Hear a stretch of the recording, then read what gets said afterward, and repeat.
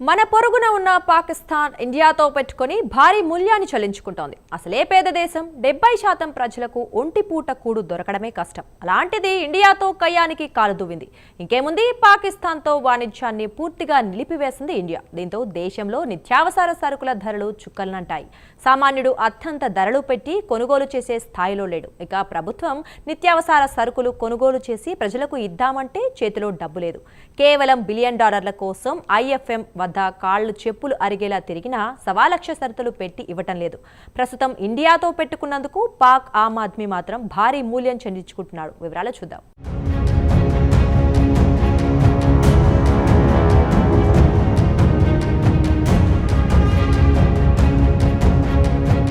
పెహల్గాంలో గత మంగళవారం నాడు పాక్ టెర్రరిస్టులు లష్కరే తయ్యాబ్ 26 మంది హిందువులను ఊచకోత కోసినందుకు భారత్ భగ్గుమంది. ఏ క్షణంలోనైనా పాక్పై యుద్ధానికి దిగే అవకాశాలు స్పష్టంగా కనిపిస్తున్నాయి. కాగా 26 మంది భారతీయులను దారుణంగా కాల్చి చంపిన తర్వాత యావత్ దేశం పాకిస్తాన్పై కసితో రగిలిపోతోంది. వెంటనే పాక్పై యుద్ధాన్ని ప్రకటించాలని ముక్త కంఠంతో ఘోషిస్తోంది. దీంతో ప్రభుత్వం కొన్ని కఠిన చర్యలు తీసుకుంది. వాటిలో ఒకటి అమృత్సర్ సరిహద్దు అట్టారి వాగ్ రూట్ను పూర్తిగా మూసివేయాలని ఆదేశించింది. దీంతో ఈ రూట్లో వాణిజ్య కార్యకలాపాలు పూర్తిగా నిలిచిపోయాయి. ఇప్పటికే దివాలా అంచున ఉన్న పాక్ ఆర్థిక వ్యవస్థ మరింత దారుణంగా దెబ్బతినే పరిస్థితి కనిపిస్తోంది. అట్టారి వాగ్ సరిహద్దు నుంచి వాణిజ్య కార్యకలాపాలు పూర్తిగా నిలిచిపోవడంతో దేశంలో నిత్యావసర ధరలు చుక్కలనంటాయి. ఆహార పదార్థాల ధరలు రికార్డు స్థాయికి చేరాయి. స్థానిక మీడియాలో వస్తున్న సమాచారం ప్రకారం బియ్యం, గోధుమ పిండి, కూరగాయలు, పండ్లు, గుడ్లు, చికెన్ ధరలు విపరీతంగా పెరిగిపోయి సామాన్యుడికి అందుబాటులో లేకుండా పోయాయి. రాబోయే రోజుల్లో పరిస్థితులు మరింత దారుణంగా తయారయ్యేలా ఉన్నాయి.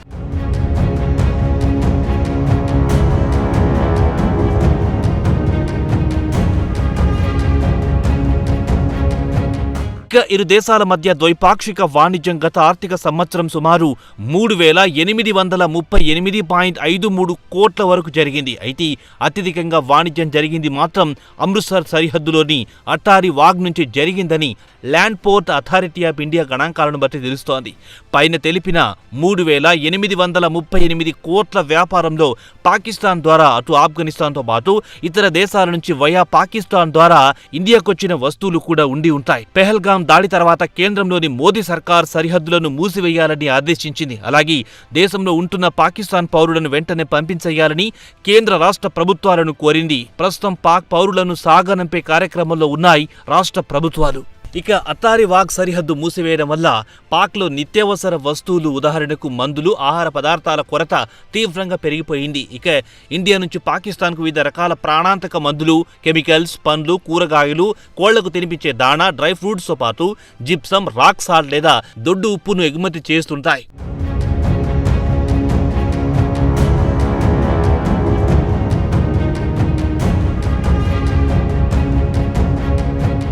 నిపుణుల అంచనా ప్రకారం సరిహద్దు నుంచి నిత్యావసర సరుకులను పూర్తిగా నిలిపివేయడంతో దేశంలో నిత్యావసర సరుకుల కొరత విపరీతంగా పెరిగిపోతుందని అంచనా వేశారు. దీంతో అక్కడ ధరలు చుక్కలనంటుతాయి. ఇప్పటికే అధిక ద్రవ్యోల్బణంతో సతమతమవుతున్న అక్కడి ప్రజలపై మరింత భారం పడుతుందని చెబుతున్నారు. ఇండియా నుంచి పాకిస్తాన్ సుమారు 30-40% ఫార్మాసిటికల్ ఇండస్ట్రీ కావాల్సిన ముడి సరుకులను దిగుమతి చేసుకుంటోంది. ఈ ముడి సరుకుతో అక్కడి ఫార్మా ఇండస్ట్రీ మందులను తయారు చేసి దేశీయ మార్కెట్లో విక్రయించుకుంటోంది. ఇండియా నుంచి మందుల సరఫరా ఆగిపోవడంతో పాక్ హెల్త్ మినిస్ట్రీ అధికారులు వెంటనే అత్యవసర చర్యలు చేపట్టారు. ఇతర దేశాల నుంచి మందులు దిగుమతి చేసుకోవాలనే ఆలోచనలో ఉంది. ఇతర దేశాల నుంచి మందులు దిగుమతి చేసుకోవాలంటే పాక్కు అత్యంత ఖరీదైన వ్యవహారంగా మారబోతోంది. కాగా ఫార్మా రంగంలో ఇండియా ప్రపంచంలోనే అగ్రస్థానంలో ఉన్న విషయం తెలిసిందే.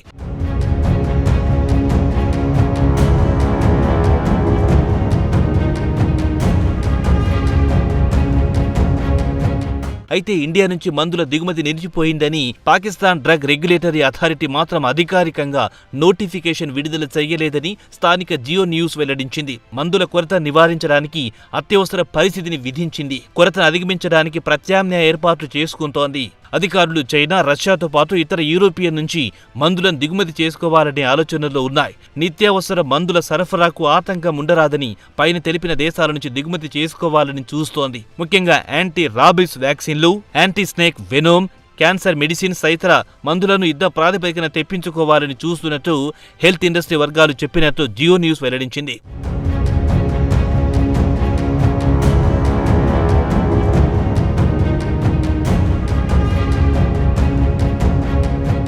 ఇండియా సరిహద్దు నుంచి వాణిజ్యం పూర్తిగా నిలిచిపోవడంతో పాకిస్తాన్లో నిత్యావసర సరుకుల ధరలు చుక్కలనంతాయి. అక్కడి ధరలు ఇలా ఉన్నట్లు స్థానిక మీడియాలో వస్తున్న వార్తలను బట్టి తెలుస్తోంది. ఉదాహరణకు కొన్ని వస్తువుల ధరలను చూద్దాం. చికెన్ కిలో 800 రూపాయలు స్థానిక పాకిస్తాన్ కరెన్సీలో. అలాగే రైస్ కిలో 340, గుడ్లు డజన్ 332, యాపిల్ కిలో 288, పాలు లీటర్ 224, బ్రెడ్ 500 గ్రాములు 162, అరటి పండ్లు కిలో 176, టమాటా కిలో 150, బంగాళదుంప కిలో 105, ఆరెంజ్ కిలో 216లకు విక్రయిస్తున్నారు. దీంతో సుమారు 1 కోటి మంది ప్రజలు ఆకలితో మాడిపోయే పరిస్థితి నెలకొంది. తాజాగా ప్రపంచవ్యాప్తంగా విడుదల చేసిన నివేదిక ప్రకారం చూస్తే దేశంలో ఆహార భద్రత లేని కారణంగా పేదలు ఆకలి చావులకు గురి కావాల్సి వస్తుందని హెచ్చరించింది. దీనికి తోడు పాకిస్తాన్ వాతావరణంలో మార్పుల కారణంగా వ్యవసాయ రంగం కుంటుపడే పరిస్థితి నెలకొంది. దీంతో వ్యవసాయ ఉత్పత్తులు ఉదాహరణకు వరి, మొక్కజొన్న దిగుబడి గణనీయంగా తగ్గే అవకాశాలున్నాయని అంచనా వేసింది. దీంతో గ్రామీణ ప్రాంతాల్లో ఆకలి చావులు తప్పేట్టు లేవని ప్రపంచ బ్యాంక్ తాజా నివేదికలో హెచ్చరించింది.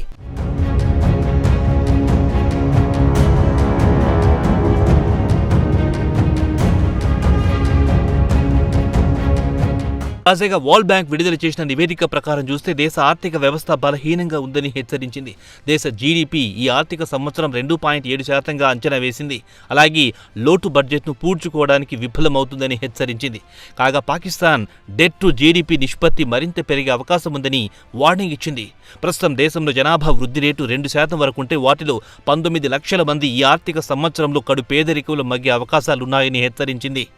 దీనికి తోడు లేబర్ మార్కెట్లో అక్కడి మహిళలు యువత తక్కువగా ఉండడంతో దాని ప్రభావం దేశ ఆర్థిక వ్యవస్థపై ప్రత్యక్షంగా కనిపిస్తోంది. కాగా దేశ జనాభాలో 49.7% మంది మాత్రమే ఉద్యోగాలు చేస్తున్నారని వరల్డ్ బ్యాంక్ తాజా నివేదికలో వివరించింది.